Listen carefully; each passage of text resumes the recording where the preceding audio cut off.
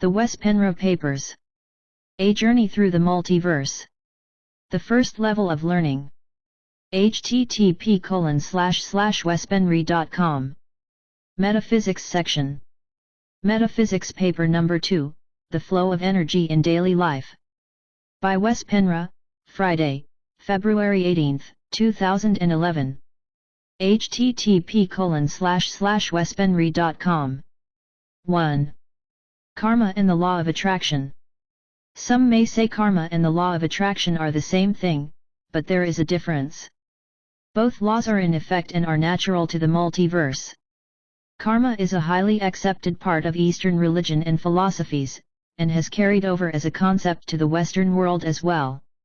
Unfortunately, here in the Western Hemisphere we have misunderstood the concept and are separating between good and bad karma. There is no such separation. 1.1. Karma. Karma is a universal law and is in effect to enhance the growth of the spirit. We live in a free will universe where you are totally free to do and experience whatever you want, but what you do is coming back to you. This means that if you dedicate yourself to enhancing the spiritual growth of self and others, your karma will reflect that, and the universe pays you back in a currency that helps you grow. However, if you dedicate your life to theft, murder, lying, cheating, controlling others and whatnot, those kinds of energy are going to hit you back, and you will eventually, in the same lifetime, or in another, experience the other side of the coin, where someone steals from you, deceives you, and even kills you. In the universe, everything is energy, and karma has everything to do with energy, and polarity. People who are blaming others or their environment for unwanted things happening to them totally miss the point. Karma should be looked at as a tool for assistance of learning. If bad things are happening to us, there is a lesson to learn. Those who are on a spiritual path and know how both karma and the law of attraction work, to evolve and develop from a situation is to evaluate it. They step back and tell themselves, why did this challenging thing happen to me? How did I cause this to happen, and what is the learning experience for me in this? Then, when they have evaluated the situation, they take appropriate action to stop having this situation recurring in their lives. Lesson learned. They don't blame others for what happened, because they know that this will not resolve the situation, as it gives their power away to somebody else, instead of taking the situation to heart and see what they can learn from it. This is the way to grow. To blame others is the way to shrink. Each situation is unique, and karma is extremely helpful as a catalyst for how we're doing. I think we've all seen how certain people seem to attract negative events and persons into their lives over and over, and it never seems to stop. If we are not aware of how the laws of the multiverse work, we are evaluating things incorrectly. Many people would probably feel sorry for the constantly unlucky person who pulls in all this negativity, or they would think he is strange and don't want to have too much to do with that person. In fact, although it certainly is hard on the person who has to go through all the hardship, it is necessary for their learning process. It's a fine line to realize when to interfere and when not to in such a person's life. Too much interference would prevent that person from learning their lessons, although advice could be appropriate if the person asks for it. However, the lessons basically need to be learned by the person himself, or he won't progress. Once he learns, less and less of the same type of negative events will happen, because now the person knows how to handle them, and these energies diminish and soon enough will not be attracted to him anymore. Karma can also be seen as a measurement of how well we can handle energy. Although karma can be highly involved in circumstances of bad luck, it's not the sole reason. We also make agreements with others and set goals for ourselves in the astral world between 2 lifetimes, much more about this later. Each time we exit our current body upon physical death, part of the time we spend in the ether, sitter space, between incarnations goes to evaluations of the previous life, what goals we managed to accomplish and where we didn't do so well. Then we decide what we need to practice on in our next life, and sometimes the goals we set can be pretty high. Still, they need to be accomplished for the bio-mind to evolve and be able to play a more accomplished game. 1.2 The Law of Attraction. Then there is the law of attraction. This is a more causative law, which differs from what we call karma.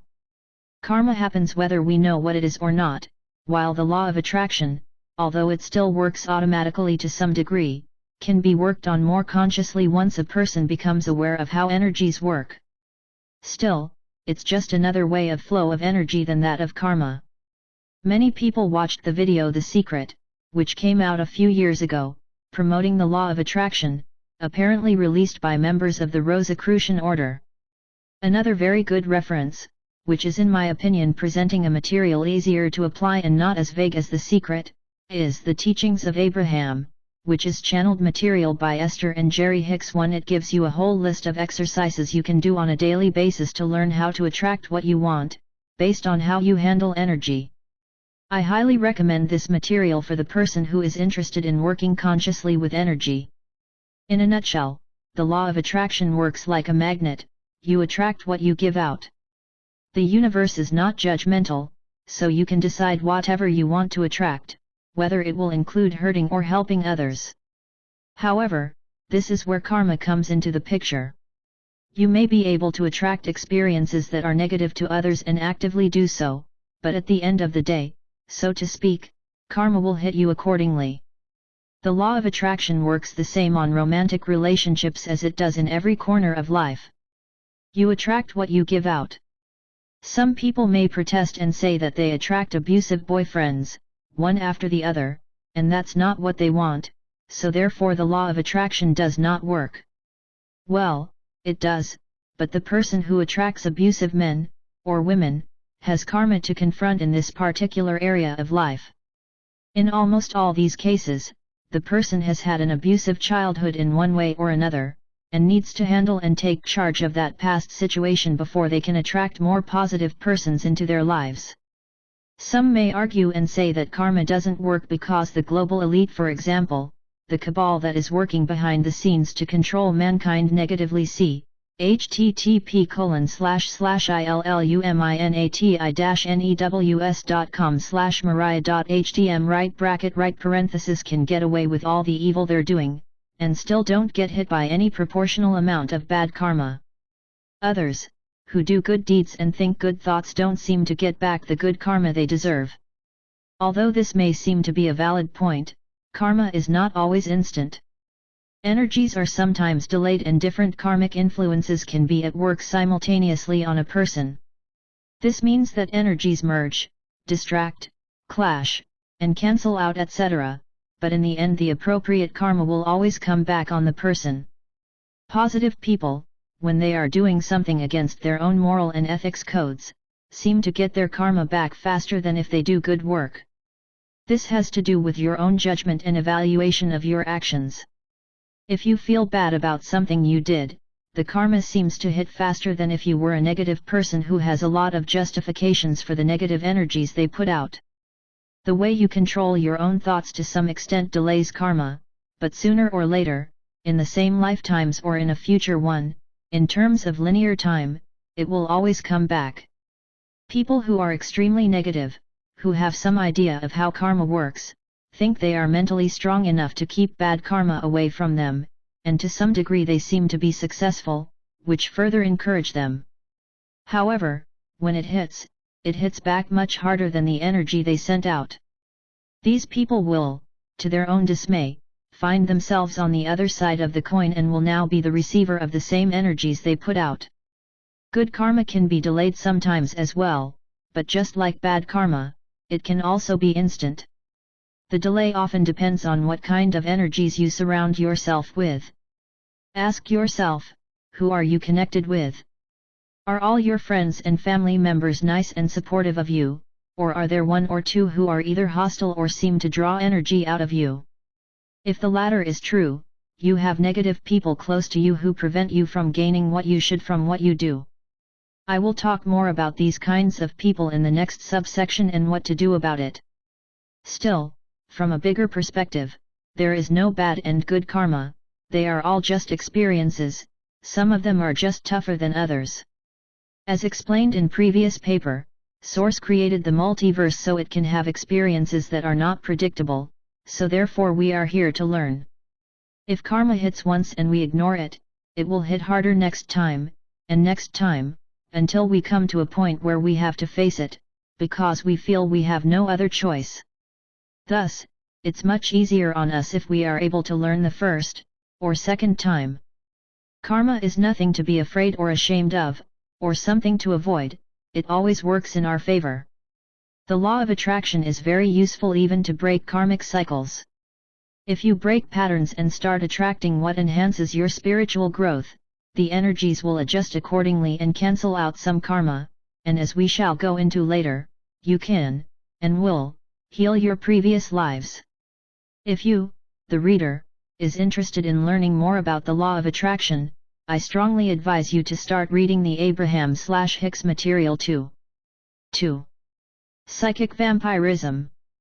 As an important spin on the law of attraction, I also want to bring up the subject of psychic vampires. We all know the myth about the vampires who suck blood from their victims and make them into vampires as well. Although there is some truth to this myth, it can also be seen as a metaphor. The worst vampires you can imagine are not necessarily those who suck your blood, but those who suck your energy. We have all encountered them, and it's always traumatic when we do. I have been aware of the existence of such people since I was young and used to avoid them when I could, after have had a few quite horrible encounters with them. They are not large in numbers, perhaps 5 to 8% of the whole population, but the damage they do to their environment is so devastating that it seems like they are larger in number. Michael Tsarian is a researcher like myself, and he once wrote quite a short, but very down-to-the-point article about psychic vampirism. When I have encountered people in my life lately, who seem to have a problem with one or more of these vampires, I always give them a copy of this article, and so far it has always blown their minds and helped them in their process of turning a bad situation around.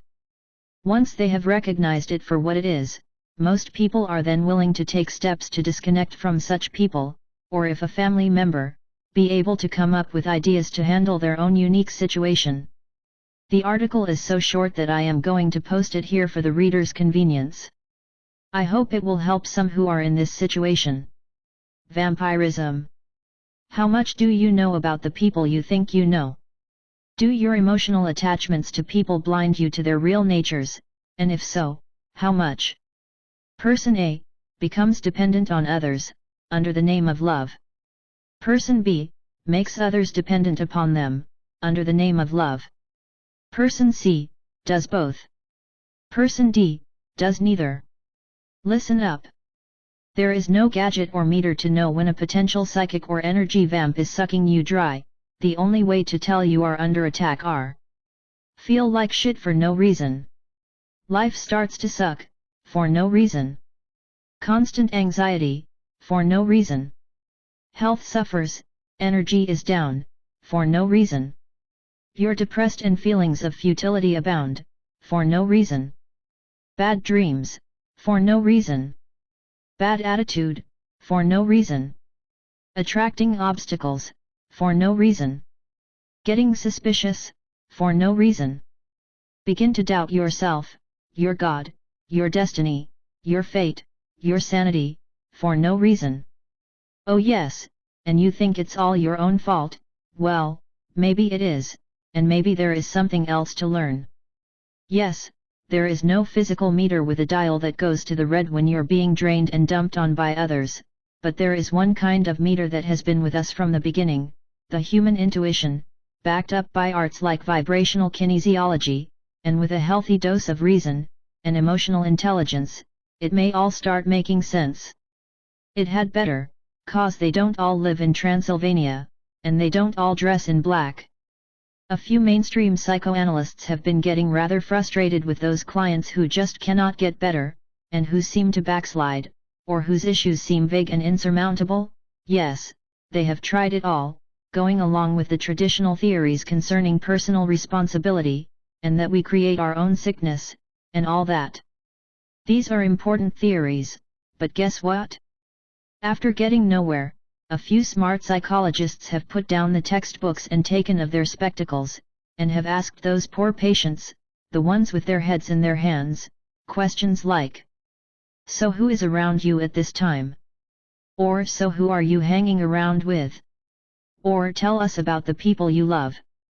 Answers at last. The light shines in at last, the red flags are waving and the mist clears. Don't believe me? Well, I did not invent it. Healing fails to occur because it is easier to harm another than heal oneself. Vernon Howard. Humanity must perforce prey on itself, like monsters from the deep. William Shakespeare. Now the betrayer had given them a sign, saying, "The one I shall kiss is the man, seize him."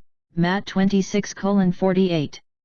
For Brutus, as you know, was Caesar's angel, judge, O you gods! How dearly Caesar loved him!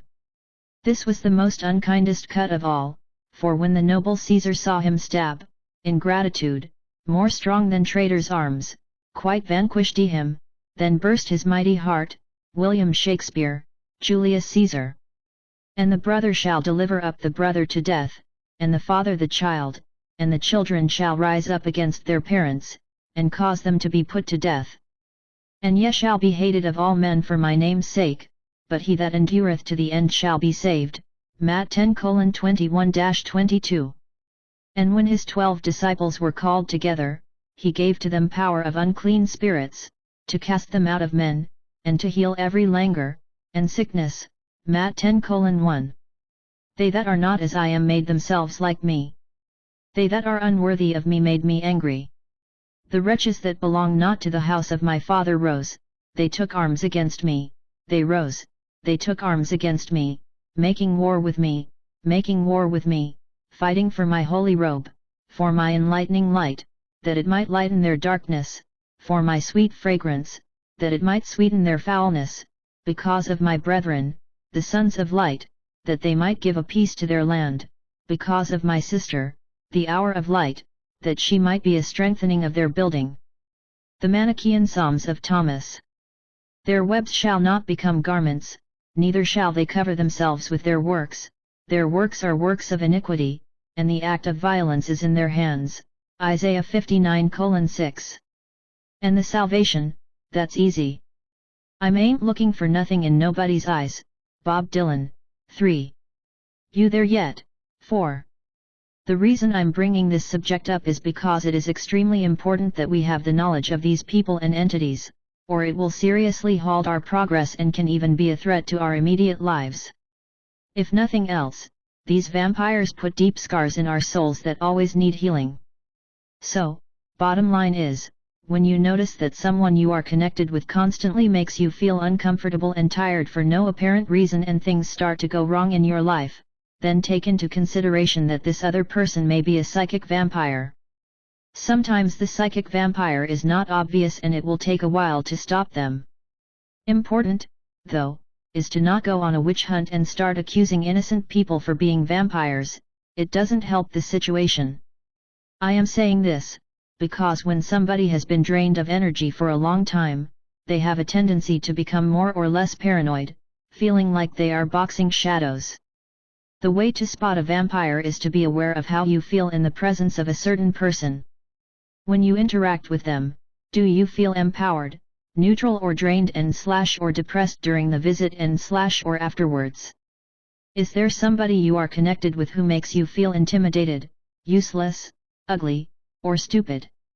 If so, that's your vampire. Still, before you decide who it is, always notice how you feel every time you connect with him/her, and afterwards, and how you feel when that person is not connected with you for a few days or longer.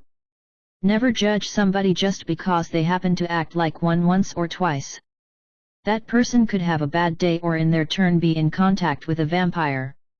It's the recurrence that is the indicator. It's often hard to get rid of such people, they tend to hang on like parasites and are experts in pushing your buttons. They may cry and beg for you to stay, or they'll tell you that you can't live without them, that you need them for your survival. Often, after a traumatic argument or violent incident, they bring flowers and cry at the door. Some fall for this, especially when they have had this connection for a long time. The positive person has been so dependent upon the dominant vampire that he thinks he can't live without him/her. This, of course, is not true, and due to that the victim, although I don't like to use this word, is already weak from have had her/his energies pulled, thinks the vampire is correct and chooses to stay in the bad situation. They often also feel sorry for the vampire, because these beings are experts in making you feel bad and not caring enough for them. They are also often super jealous. To stay connected with a person like that can be fatal for many reasons. One being that when your life energy is sucked out, your immune system will become depleted and you're prone to getting seriously ill. Why do vampires do this? Well, these people have a hard time creating their own energy because they don't know how to, so they need someone else, preferably someone with lots of positive energies, to feed their own energy. And they always feed out of fear. They create fear in the other person and that fear is their life energy. Vampires have forgotten how to genuinely give something from their heart chakra is hopelessly closed, they are disconnected from Prime Creator to the 10th degree, and when they do give, it's always with a "what's in it for me?" They are out of balance with their energy flows to the extreme. Many are also possessed by entities from the lower astral planes who use these human vehicles to feed off of your fear. As long as they can feed from someone else, they feel strong and vital, but when the victim is too low on energy, they may walk away as destructively as possible and choose a new victim, or they have several victims whom they are working on at the same time.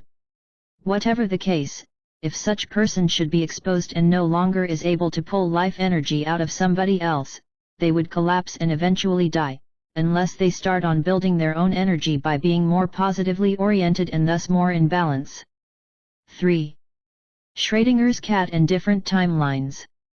A good example of what the multiverse is in relation to timelines can be studied in the theorem called Schrödinger's cat. 5. It is the paradox which was described by the Austrian physicist, Erwin Schrödinger back in 1935.